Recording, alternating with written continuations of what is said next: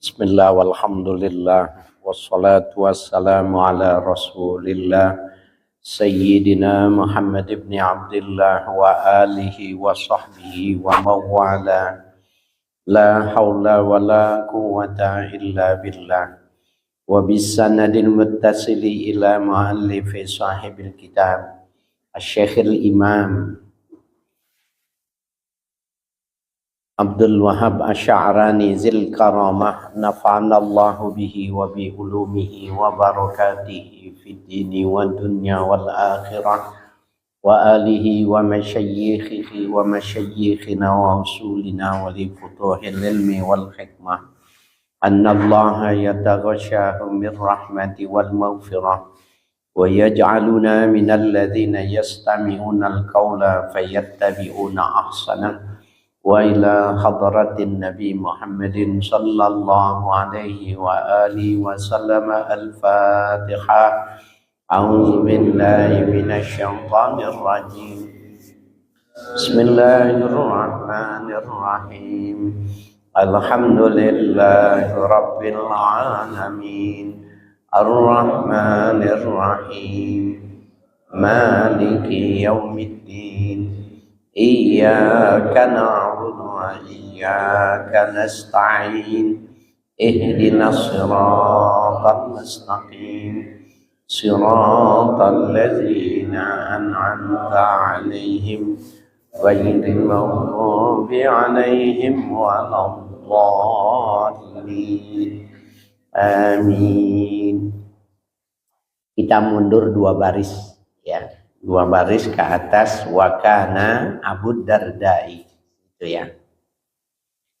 Bismillahirrahmanirrahim. Wakana Abu Dardai radhiyallahu anhu yastaril asafir as-sighara allati yamsikuhal atfanu wa yursiluha ila ushiha wa kadzal ummahatu yursiluha ila auladiha iza sayyadat. Wa kana Abu Darda radhiyallahu anhu adalah sahabat Nabi Abu Darda radhiyallahu anhu yastaril asafir as-sighara, membeli burung-burung pipit yang masih kecil. Burung-burung dara, burung asafir itu burung-burung kecil. Allati yamsikuhal atfalu, yang dipegang oleh anak-anak kecil. Wa yursiluha ila ushiha, kemudian dilepas menuju sarangnya. Wa kadzalikal ummahatu, demikian juga biang-biangnya burung, ibu-ibunya burung. Yursiluha ila auladiha, dilepas ya untuk ke anak-anaknya. Idza sayyadat, apabila burung-burung itu ya hasil dari berburu. Ini menarik ini ya, dikatakan sekarang ini kultu, saya berpendapat, kata yang Abdul Wahhab Asy'arani.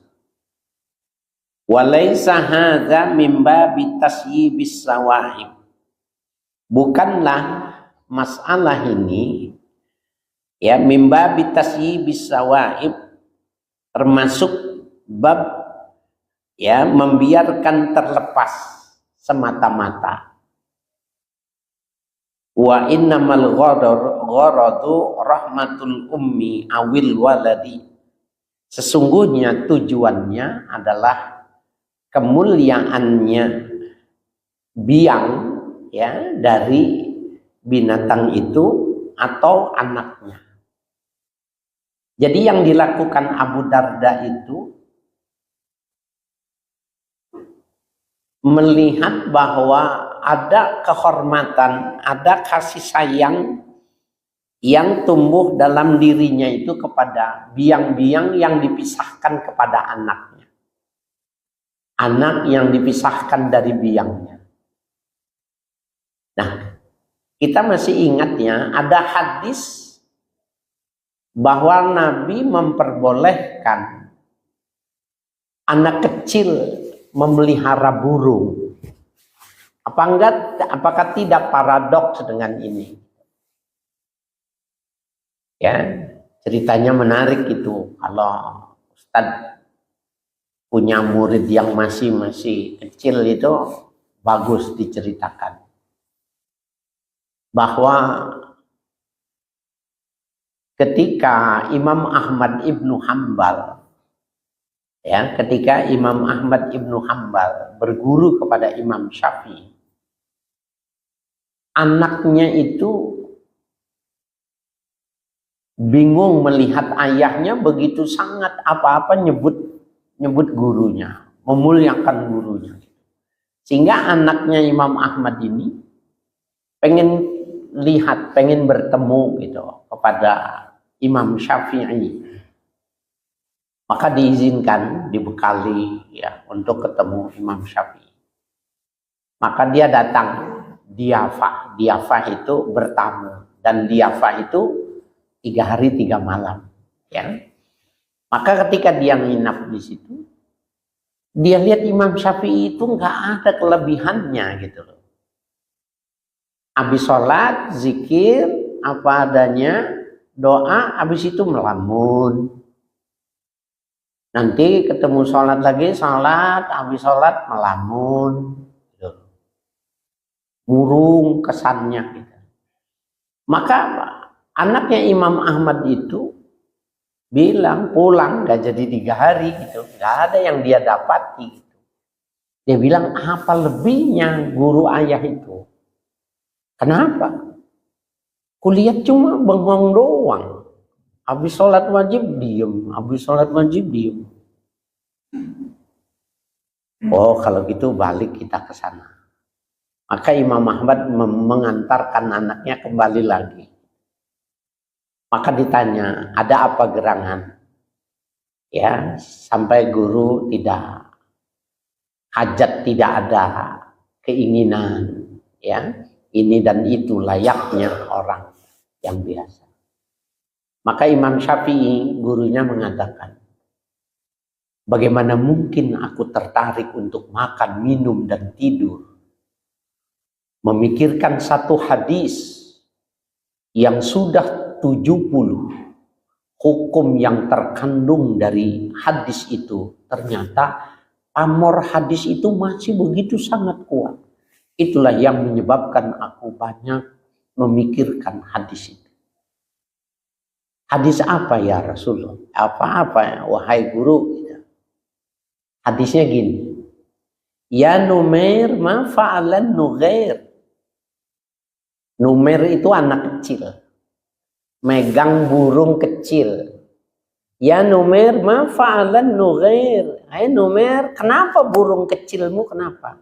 Jadi si Numair itu nangis karena megang burung kecil terlepas, nangis dia. Nabi lewat, ya Numair ma fa'alan Nughair. Numair, kenapa burung kecilmu?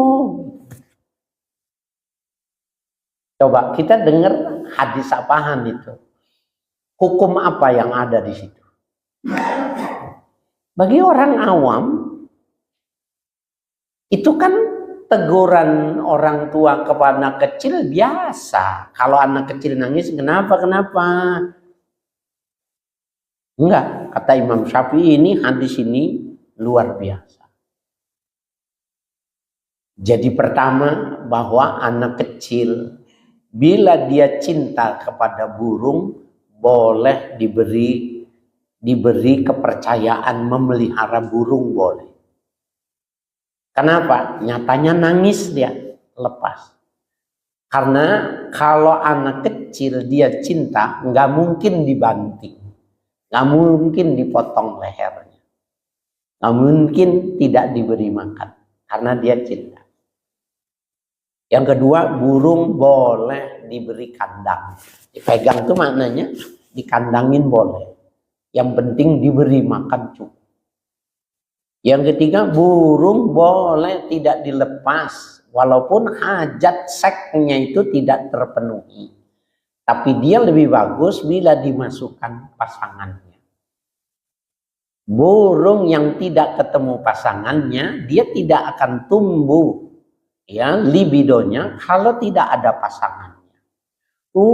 Itu hadis itu banyak sekali hukum, tapi masih pamornya itu masih kelihatan. Itu yang menyebabkan aku tidak doyan, tidak hajat minum, makan dan tidur. Anaknya Imam Ahmad baru paham, oh kirain ngelamun doang. Ternyata luar biasa. Coba Bapak, hadisnya kayak gitu. Ya Numair ma fa'alan Nughair. Itu kan biasa gitu. Tidak, bagi orang yang alim dia mampu mengistidlal hukum dari hadis yang kelihatannya biasa, banyak hukum di situ. Kan boleh tuh. Kenapa Abu Darda ini memberikan ya burung-burung yang dipegang anak kecil itu kemudian dilepas. Nah itu ujungnya itu iza sayyadat, ketika burung itu diburu. Burung itu hasil tangkapan liar, itu yang dimaksud. Tapi kalau burung itu memang sudah diternak, dari dulu memang hidupnya di kandang, maka berbeda hukum. Ini yang dimaksud, jangan memisahkan induk dengan anaknya, anak dengan induknya, walaupun dia burung. Ini kan yang lalu itu Syurek ya mengembalikan satu ekor semut ya sejauh 22 kilometer. Ketika di perjalanannya itu ada semut, wah ini mah semut sana ini. Dulu naik onta 22 km pulang pergi berarti 44 km, jauh banget. Dipulangin itu semut itu. Nah, jadi kelembutan yang diajarkan ya oleh Nabi, diajarkan oleh para sahabat, diikuti oleh para ulama-ulama kalangan tabi'in, tabi'ut tabi'in, sungguh luar biasa. Kalau kita beli rambutan gitu, rambutan ada semutnya, belinya di Parung, kita anterin nggak ke Parung? Diginiin, nguprakin gitu. Nah, berarti kita belum menangkap sinyal cinta yang diajarkan oleh Nabi, diajarkan oleh sahabat para tabi'in. Mereka cuma semut saja dipulangin 22 km. Nah, kalau burung kan suka ada ya, orang beli, ini berapa nih, diborong, kemudian dilepas. Itu bagus ya. Kalau burung-burung yang ditangkap dari alam liar ya, itu bagus. Tapi kalau yang diternak nggak apa-apa, boleh. Jadi ternak burung boleh. Hadisnya tadi ya. Ya, jadi dikatakan walaisa hadza min babi tasyibis sawahib. Sesungguhnya ini bukan ya dari bab membiarkan terlepas saja. Wa innamal gharadu rahmatul ummi awil waladi. Sesungguhnya tujuannya adalah kasih sayang kepada induknya atau kepada anaknya si burung itu tadi. Wallahu a'lam. Wa kana Muawiyatu idza sa'ala ahadun fi hajatin. Adalah sahabat Muawiyah bin Sufyan apabila meminta kepadanya salah seorang dalam memenuhi kebutuhan. Faqadha ba'dahu, maka dipenuhinya ya pada sebagian yang meminta. Artinya tergantung, enggak diberikan semua. Enggak semua yang meminta diberi, tentunya ini soal kemampuan ya. Faqadha ba'daha. yakhussu bi takhfifil hammi bi qadriha, yang ia merasakan ya ringannya ya hal-hal himma, keinginan-keinginan itu bi qadriha, berdasarkan kemampuannya, min syiddatir tibatihi bi ikhwanihi, dari lantaran kuatnya ikatan persaudaraan. Jadi kalau ada orang minta, kalau semasi dia punya dikasih. Nggak ada tuh minta nggak dikasih. Sepanjang dia punya, dari sangat kuatnya ikatan persahabatan itu, setiap kali orang minta dikasih.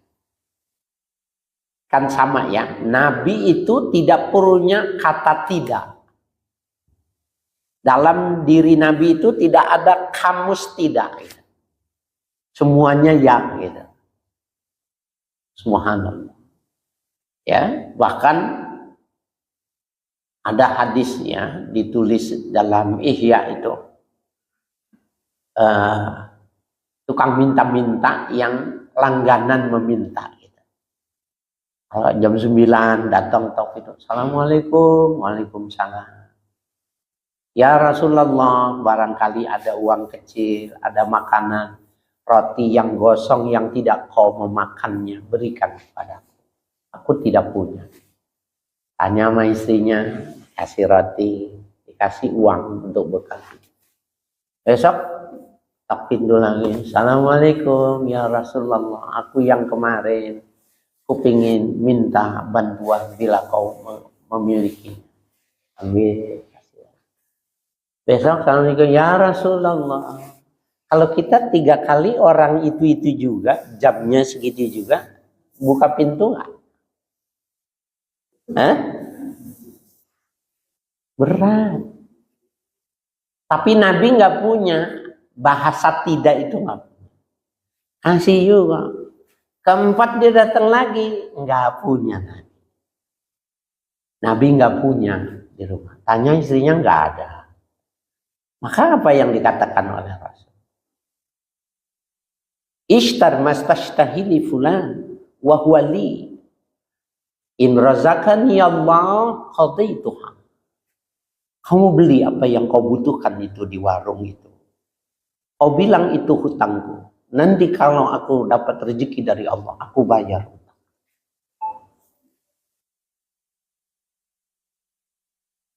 Nabi itu kayak gini. Ada di dalam hadis lain, ya, ana aula bi anfusil muslimin. Aku ini orang yang lebih menguasai, lebih berhak terhadap jiwa-jiwa orang mukmin. Apanya yang lebih menguasai? Jiwanya. In kana lahu malun fali ahli. Kalau dia meninggal, dia punya harta, maka hartanya itu buat anaknya. Wa in kana lahu dain fa innahu li ilayya wa alayya. Maka hutang dia itu hutangku dan aku yang akan membayar. Saya baca hadis itu, subhanallah, nggak menarik saya meneruskan hadis lagi, itu nggak menarik. Sepertinya saya sudah kenyang, ya Allah, ini aja udah cukup. Belajar hari ini 1 hadis ini sudah cukup. Gitu.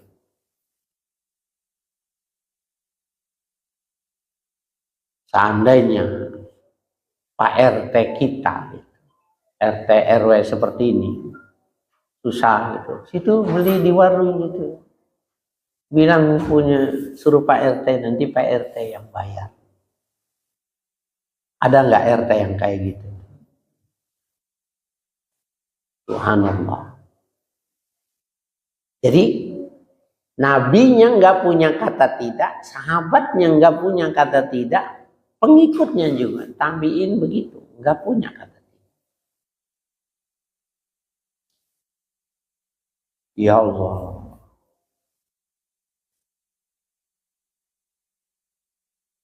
Rahimallahu ta'ala. Fafattish ya akhi nafsaka. Fafattish ya akhi, telitilah wahai saudaraku, nafsaka terhadap dirimu, kita nih. Hal wajadta syai'an min dzalika? Apakah kau mendapati yang demikian itu pada dirimu? Li ajli ikhwanika, karena persaudaraan. Ada enggak sifat kayak gitu? Wabki ala nafsika, tangisi dirimu. Haitsu lam yakun laka nasibun fi maqamis salihin, apabila pada dirimu tidak ada bagiannya yang dilakukan oleh fi maqamis salihin, pada makomnya orang-orang soleh. Nangis. Kalau belum punya sifat seperti itu, nangis sama Allah, minta supaya punya sifat seperti itu. Itulah kemuliaannya. Kita kadang-kadang kurang gregetnya gitu. Kalau nolong itu kita ngitung. Itu tukang minta-minta, tadi udah ngasih, tadi di perempatan udah, di sana udah, ini udah. Ini biar aja yang lain dah gitu. Itu masih perhitungan kita ngasih juga gitu. Kurang tangannya kurang bares gitu. Nah, ayo ya. Sering melakukan ini, maka nanti lama-kelamaan akan terbawa.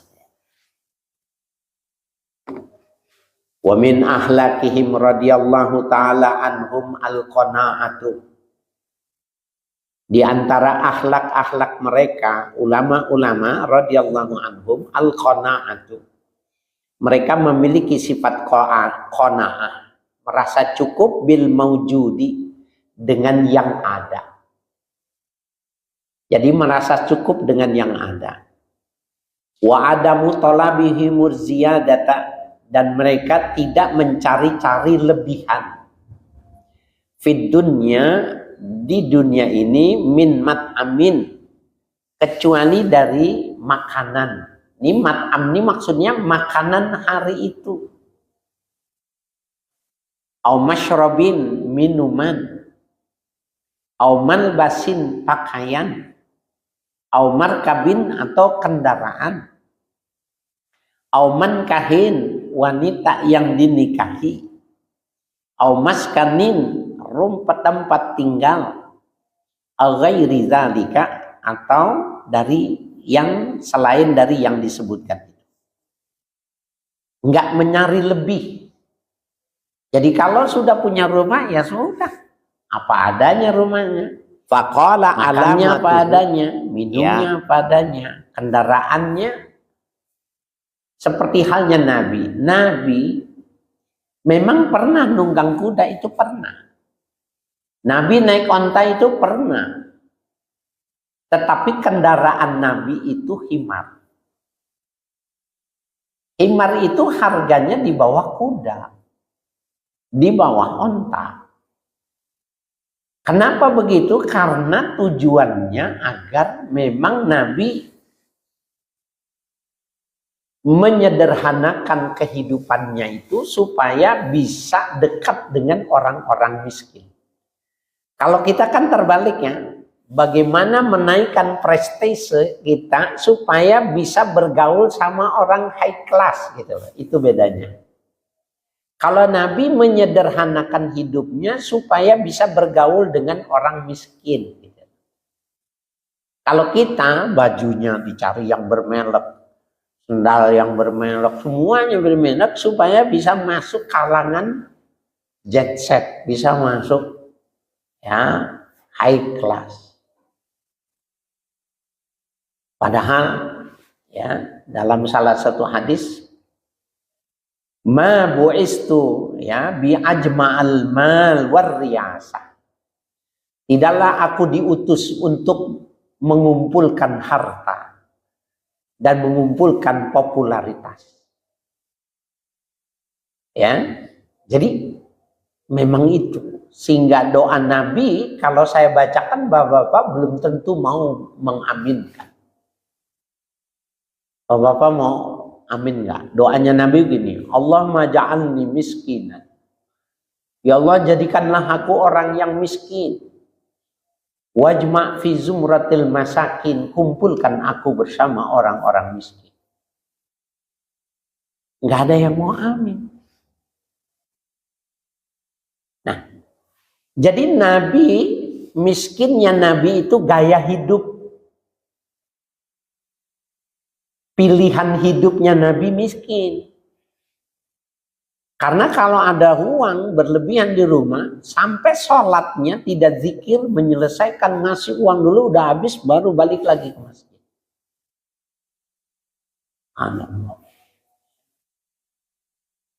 Nah, mereka itu al-qanaatu bil mawjud, ya, merasa cukup dengan yang ada, wa ada mutalabi ziyadatan, dan mereka tidak mencarinya tambahan di dunia, dari dunia ini min amat amin, dari soal makanan, masyrabin, makan minuman, malbasin, pakaian, markabin, kendaraan, au mankahi, ya, wanita yang dinikahi, au maskani, tempat tinggal, au ghairi dzalik.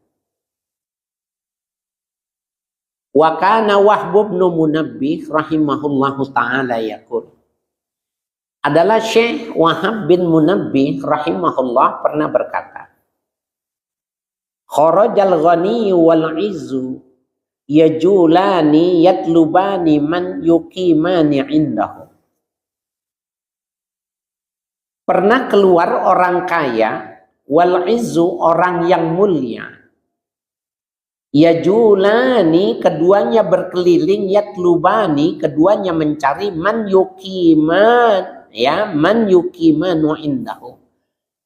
Adakah orang yang mau mendirikan untuk dirinya, maksudnya mau dipekerjakan untuk dirinya. Orang kaya, orang mulia keliling, mana orang yang mau bekerja dengan dia. Falakiyal qani'a, maka keduanya bertemu dengan orang yang memiliki sifat qanaah. Fastaqarrahu indahu, maka keduanya menjadi tenang, menjadi menetap. Indahu indal qani, ya, di hadapan orang yang qanaah, hilang tuh semangat nyari orang pengen untuk dipekerjakan di rumahnya. Jadi kira-kira orang itu nyari berapa orang buat di rumahnya jadi pembantu. Ternyata orang yang dihormati qanaah itu, semuanya ngerjain sendiri, semuanya sederhana, semuanya nggak rumit, semuanya serba gampang. Berubah orang kaya dan orang mulia itu melihat gaya hidup orang yang qanaah itu ternyata enak. Nah, Bapak sekalian, ini masih dalam, ya, kriteria wacana. Karena ketika kita ini menjadikan, kita terjemahkan dalam bahasa sehari-hari, ketika kita jadikan ini pengejauhan tahannya sebagai, ya, perilaku kita sehari-hari, bukannya sesuatu yang mudah, bukan yang gampang. Karena bisa jadi kita sudah masuk, kita udah tune in gitu, tapi bini kita, anak kita belum tentu mau. Bisa jadi itu. Bisa jadi kita pakai ini mulu dipakai, dibeliin kita sama istri kita, sama anak kita dibeliin apa? Enggak salin-salin. Ya. Nah, memang susah. Ya, untuk mengamalkannya itu susah. Tapi bukan berarti tidak bisa. Wa kana Muhammad bin Wasi' rahimahullahu taala ya'kulul khubza bil milhi awil khalli. Adalah Muhammad bin Wasi' rahimahullah ya'kulul khubza bil milhi. Beliau memakan roti itu dengan garam. Awil khalli, atau dengan cuka. Wa yaqulu, dan ia mengatakan, man radiya minad dunya bimisli hadza. Orang yang ridho dengan dunia seumpama seperti ini, lam yazulla nafsuhu linnas, maka dia tidak akan tunduk jiwanya kepada manusia. Ya, dia nggak akan tunduk lagi kepada makhluk. Tunduknya cuma kepada Allah saja. Jadi orang kalau semakin dimiskinkan dirinya gitu, disederhanakan hidupnya, maka orang itu tidak akan tunduk dalam kehidupan di dunia ini kepada siapa aja nggak tuh. Dia tunduknya cuma sama Allah. Subhanallah.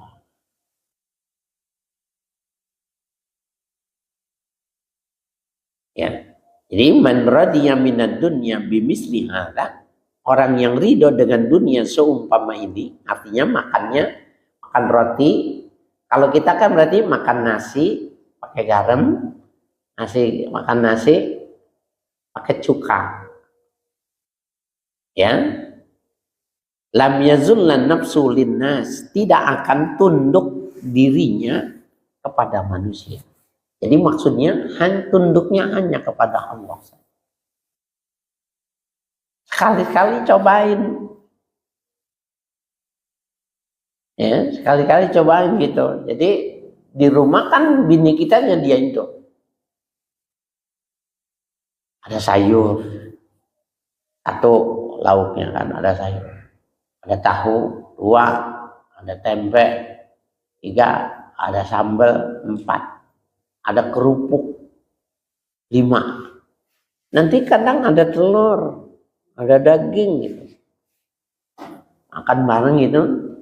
Kita ke dapur ambil garam gitu. Ya, potong, makan. Dimarahin. Wah, apa ini gimana? Coba besok ya makan seperti itu. Jadi jangan dikira tidak jadi masalah ketika kita seperti ini. Ya, mencari kemuliaan itu bermasalah kita dengan ya orang rumah kita itu. Wa kana Sufyan Tsauri rahimahullahu taala yaqul. Adalah Sufyan Ats-Tsauri rahimahullah pernah berkata, "Man lam yaqna bi khubzi sya'ir fi hadzal zamani," siapa yang tidak qanaah dengan roti syair, ya. Jadi roti yang dibuat dari gandum yang murah, syair. Kalau hintoh itu jelai, jadi gandum yang mahal. Kalau syair itu yang dimakan oleh Rasulullah. Kalau kita di sini kan ada tuh beras raskin tuh. Raskin, beras orang miskin, beras dari bulog yang udah agak apek. Nah, itu anggaplah itu yang paling rendah. Nabi itu makannya syair. Itu yang dimakan. Nah, Sufyan Ats-Tsauri ini mengatakan man lam yaqna bi khubzi syair fi hadzal zamani. Orang yang tidak qanaah, tidak merasa cukup dengan makan roti syair. Kalau kita yang tidak senang dengan makan nasi yang perak, yang jelek, fi hadzal zaman ibtala bidzulli wal hawani, maka dia akan mendapatkan bala dengan rendah dan hina. Kerendahan di sisi Allah dan kehinaan di sisi Allah. Cuma masalahnya kita direndahkan, kita dianggap rendah, kitanya di masyarakatnya nggak ada pengaruhnya gitu. Ya kan? Di masyarakatnya kan nggak ada pengaruhnya gitu. Nggak terlihat. Beda kalau direndahkan dan dikecilkan oleh masyarakat, dia akan merasakan perih rasanya dikecilkan orang, nggak dihitung, nggak diorangin gitu. Tapi kalau dikecilkan dan tidak dihormati oleh Allah, nggak ada bedanya, nggak ada yang terasa. Tapi dalam bilangan orang-orang yang di tangan, ya sebutan di tangan Tuhan itu nggak ada dia, namanya nggak ada, tidak tercantum namanya.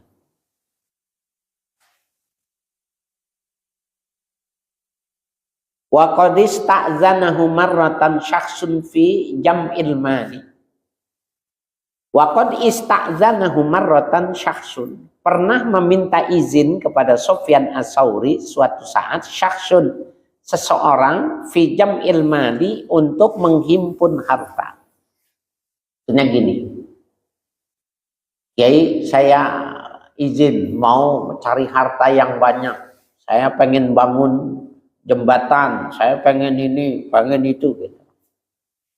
Izinnya sama ya Syekh Sufyan Ats-Tsauri, Imam Sufyan Ats-Tsauri. Faqala lahu, maka menjawab ya Imam Sufyan Ats-Tsauri kepada orang yang meminta izin itu, man jama'al mala ibtala bi khamsi khisalin. Orang yang mengumpulkan harta, dia akan terkena musibah dalam 5 hal. Tulil amal. Pertama, panjang angan-angannya. Panjang angan-angannya itu obsesinya jauh, kalau bahasa anak sekarang. Jadi tulul amal, obsesi tinggi itu. Kalau orang bisa, kenapa saya nggak bisa? Itu namanya tulul amal. Jadi kalau dia punya harta, dia banyak harta, begitu. Itu orang, kan dia lihat ada orang yang lebih kaya. Kalau dia udah kaya lagi, dia lihat ada orang yang lebih kaya lagi. Oleh karena itu jangan heran kalau orang kaya itu korupsi. Gitu. Orang miskin nyuri, itu mah wajar. Orang dia butuh makan. Tapi kalau orang kaya nyuri, itu penyakit. Karena memang seperti itu, dia pengen lagi. Ya, nah itu yang disebut dengan tulul amal. Angan-angannya itu jauh, pengen ini, pengen itu, semakin banyak pengen ini, pengen itu. Jadi hidup kita nih yang seperti ini udah bagus. Karena dengan hidup seperti ini, sholat 5 waktu, sholat berjamaah, masih ngaji, masih sempat silaturahim. Coba kalau kaya. Ya. Kalau kaya, kita ngapain? Bisa jadi kita banyak jalan. Bisa jadi kita banyak ya pergi. Jarang di majlis taklim. Dulu sahabat Nabi ada yang seperti itu. Kalau mau sholat, gantian sama istrinya. Tapi ketika minta kaya, didoakan setelah kaya, mulai sholatnya ketemunya Jumat doang. Lama-lama sudah tidak terlihat lagi. Tidak mengaji lagi karena repot. Sudah banyak ontaknya, sudah banyak.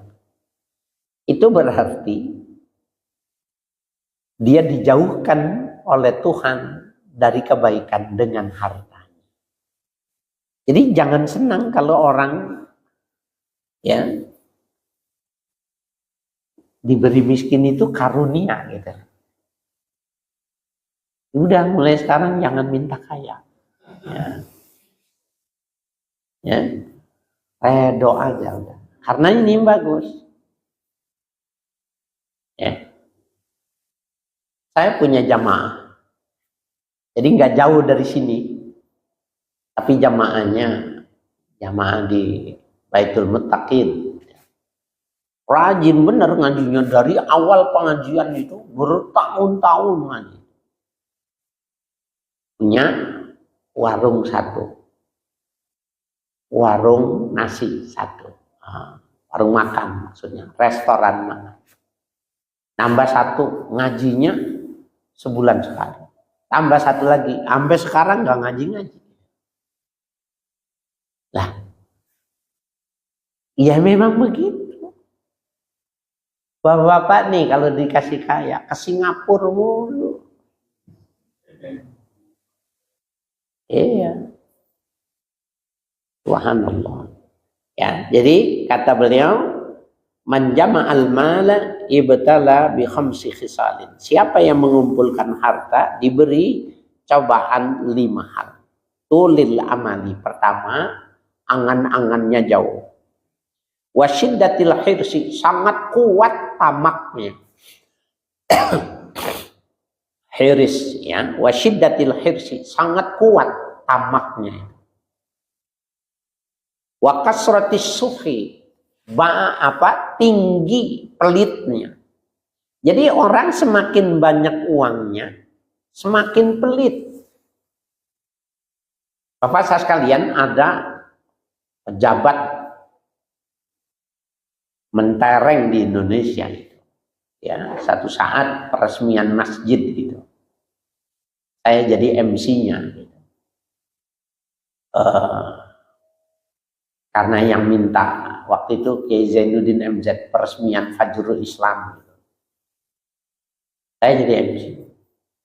Ini pejabat ini ternyata datang memberi sambutan, ya, tetapi tidak nyumbang sedikit pun. Saya sampai sekarang itu kalau dia di televisi itu saya pindahin gitu.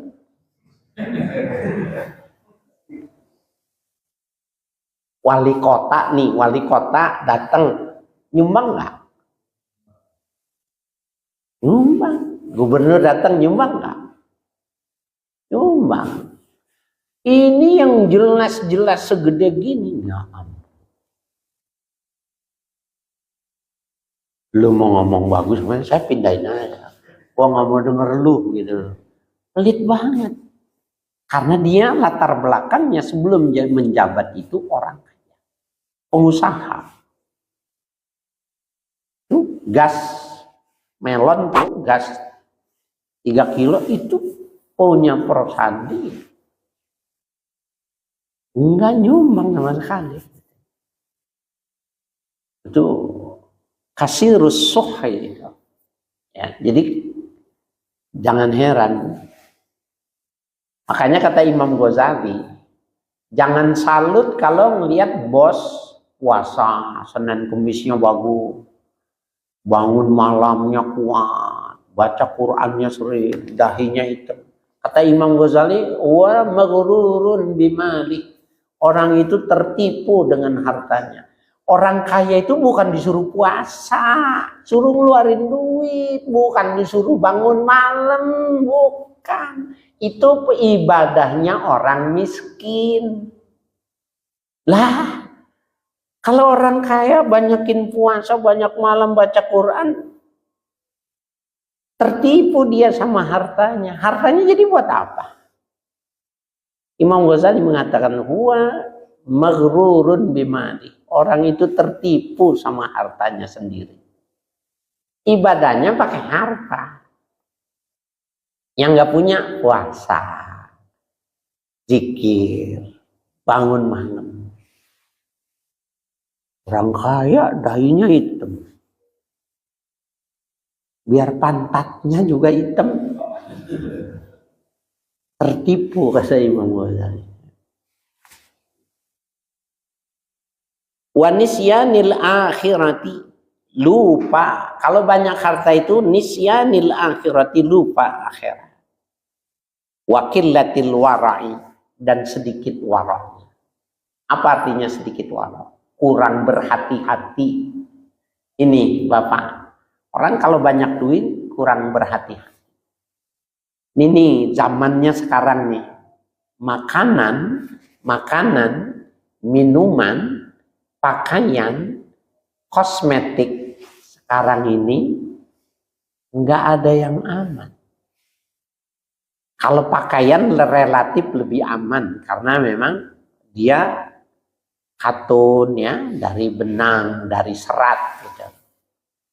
Tapi kalau makanan, minuman, make up itu kalau sekarang tidak wara, maka dia bisa jatuh dalam yang syubhat. Sekurang-kurangnya bahkan dia bisa jatuh kepada hal-hal yang diharamkan. Ya. Dan ini harus didengungkan oleh ustadz-ustadz karena sekarang memang orang cenderung senang kepada hal-hal yang sifatnya filter gitu. Coba deh. Sungguh perhatiin ya, punya grup kan ya di medsos. Kalau saya main di medsos itu karena saya punya program di TV, jadi perlu nge-share, perlu share tinggi ya, karena kaitannya itu penilaian gitu. Tapi kita lihat coba, cakep, mulus, mancung gitu, ketemu kagak begitu, burak, ketemu enggak gitu, jelek, pakai fotonya pakai filter gitu.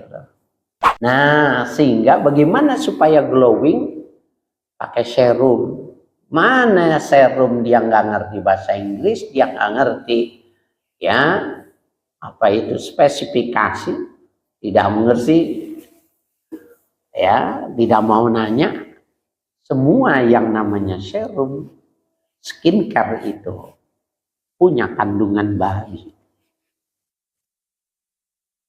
ya, dan memang perang dagangnya kuat benar. Begini, melihat payudara istri yang kencang 3 menit menambah umur panjang suami.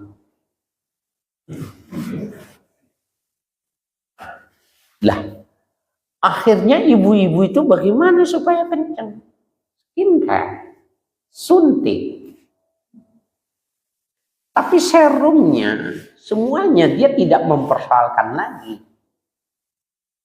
Sehingga di payudaranya babi, di pipinya babi, di hidungnya babi. Kalau malam dikelonin, itu namanya nggak warok. Sekarang ini zamannya, makanan. Anak sekarang girang betul kalau ada resto, western, dia makan duluan, pasti diposting.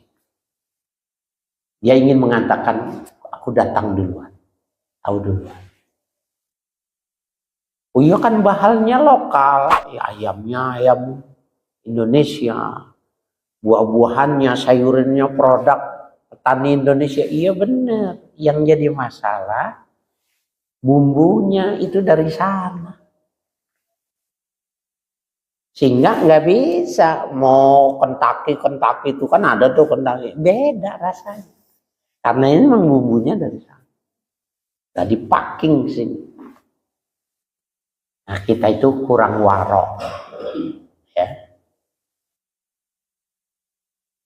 Wa kana Hamidun al-Laffa. Allahu a'lam.